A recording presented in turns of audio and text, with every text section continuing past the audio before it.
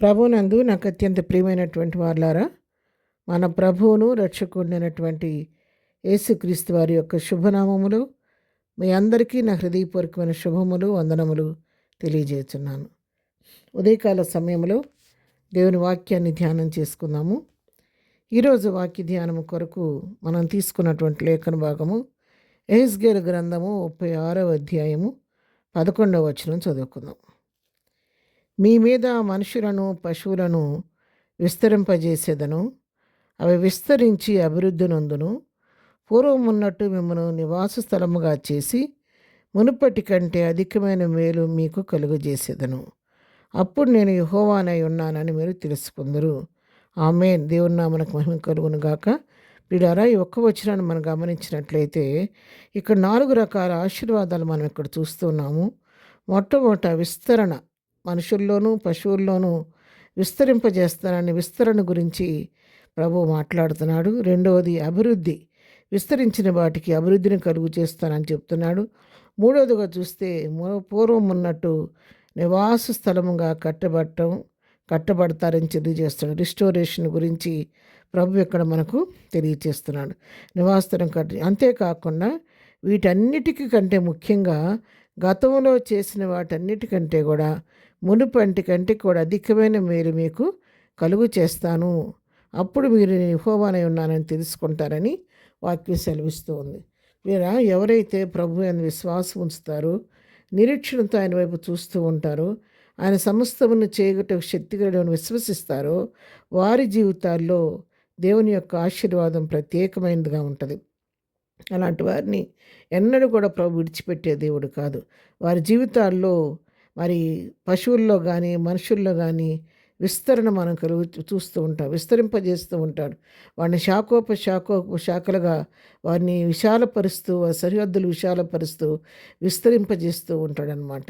అందుకే మరి ఇక్కడ వాక్య భాగాలు మనం గమనించినట్లయితే, రెండవదిగా చూసినట్లయితే అభివృద్ధి కలుగు చేస్తాడు. విస్తరింపజేయటం మాత్రమే కాదు, దానిలో అభివృద్ధి కనపడతా ఉంటుంది. మాటి మాటికి దినములు గడిచే కొందికి, నెలలు, వారాలు, సంవత్సరాలు గడిచే కొందికి ఆ ఉన్నదానిలో విస్తరణ మాత్రమే కాదు, దానిలో అభివృద్ధిని కూడా వారు చూస్తూ ఉంటారు.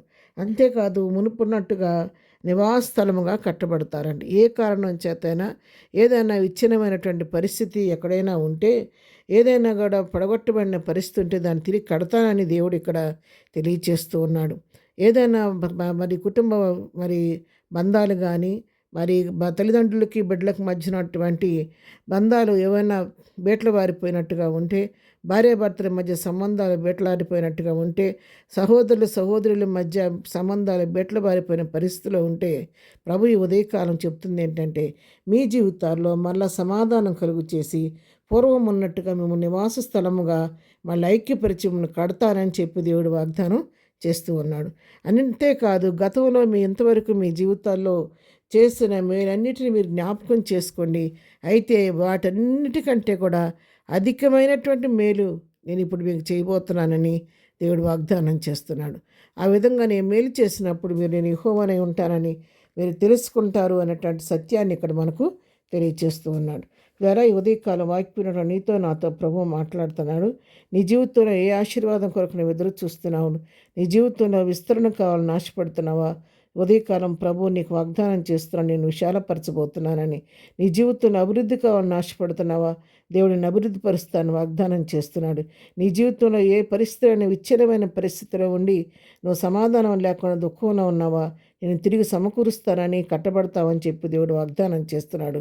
నీవు ఇంకా ఏ మేలు కొరకు ఎదురు చూస్తున్నావో ఆ మేలు నీకు ఇస్తానని, గతంలో పొందిన మేలుగా అత్యధికమైన మేలు చేస్తానని వాగ్దానం చేస్తుండగా, ఆ విధంగా మేలు చేటకు సామర్థ్యం ఉన్నటువంటి దేవుని వైపు చూస్తూ విశ్వాసంతో ముందుకు సాగిపోదాం. ప్రార్థన. ప్రేమ కలిగిన తండ్రి, పరిశుద్ధుడా, నీ పాదములకు వందనాలు. ఉదయకాలం మాకు ఇచ్చిన శ్రేష్టమైనటువంటి వాక్య భాగాన్ని బట్టి నీకు వందనాలు. ప్రభా, మా జీవితాల్లో మీరు ఇంతవరకు చేసేటటువంటి అన్నిటిని బట్టి నీకు వందనాలు, స్తోత్రాలు చెల్లిస్తున్నాను.